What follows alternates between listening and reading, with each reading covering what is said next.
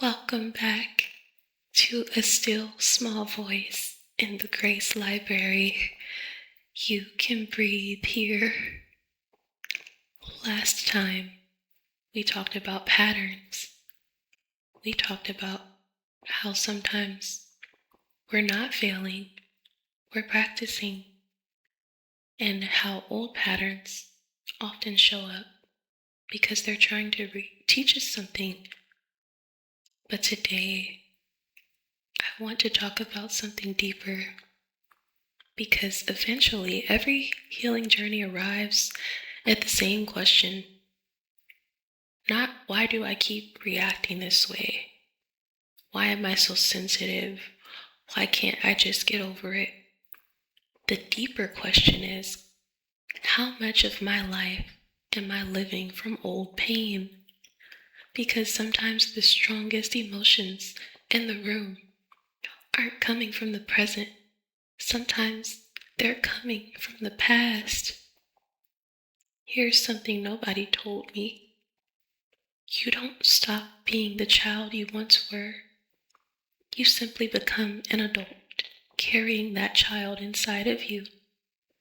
The child who felt rejected, unseen, abandoned, who felt responsible for everyone else's emotions, who learned love had conditions, learned survival before safety. They don't disappear. They grow up with you. And if they never get comforted, they start driving your vessel quietly from the back seat without you even realizing it. Have you ever noticed how sometimes a tiny event creates a massive emotional reaction? A delayed text, a change in someone's tone, someone canceling plans, a disagreement, a criticism, and suddenly it feels enormous, bigger than it should. It's because you're not carrying one moment.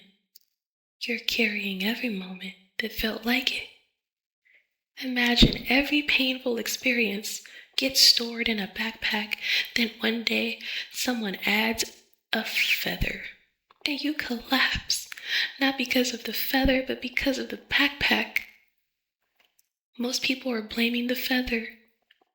Healing starts when we notice that backpack. One day I came across a question that changed everything. Maybe it will change something for you too. Here it is. How old do I feel right now? Not how old are you? How old do you feel? Because when we're triggered, we often stop responding as adults. We respond from the age the wound was created. Maybe you're 35 but feel 8. Maybe you're 50 but feel 12. 29 but suddenly feel 6 years old again, feeling forgotten, unseen, unwanted. The body doesn't always know the difference between then and now until we teach it. The next time a strong emotional reaction happens, pause, take a breath, and ask, what am I afraid this means? Maybe they don't care about me. I'm not important. I'm being abandoned. I'm not enough. I'm going to be left. Now ask, who first taught me that? Don't force an answer, just listen. You might be surprised what rises up. For years, many of us have treated our wounds like enemies. We judge them, fight them, suppress them, hide them. But what if healing begins when we stop fighting the hurting parts of ourselves? What if the wound isn't asking to be punished? What if it's asking to be comforted? Think about a scared child. Would you shame them for being scared? Would you mock them? Would you tell them they're too sensitive? Of course not. You would move closer. You would kneel down. You would speak gently. You would make them feel safe. So why do we do the opposite with ourselves? I want you to imagine something. Imagine sitting across from the younger version of yourself, the version that first felt abandoned, felt invisible, that first learned they had to earn love. Look at them. Really, look at them. Now ask, what do you need to know? And then listen, not with judgment, with compassion, because healing often begins the moment we stop asking, what's wrong with me? And start asking, what happened to me? The goal of healing isn't to become someone new.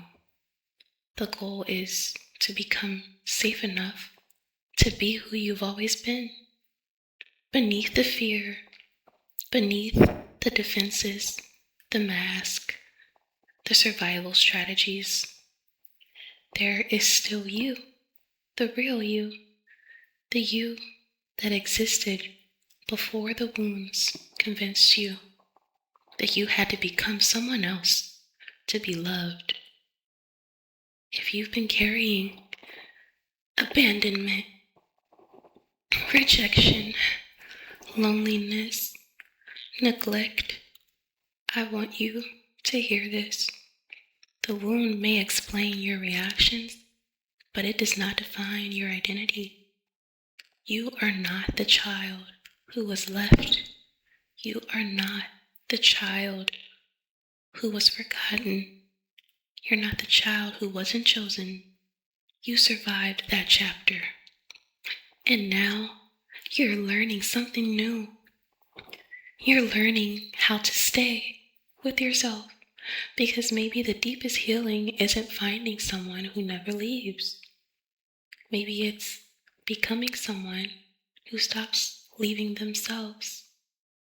You can breathe here, and maybe tonight, before you go to sleep, place your hand over your heart and remind that younger version of you, I'm here now, and this time, I'm not going anywhere. This is the still small voice.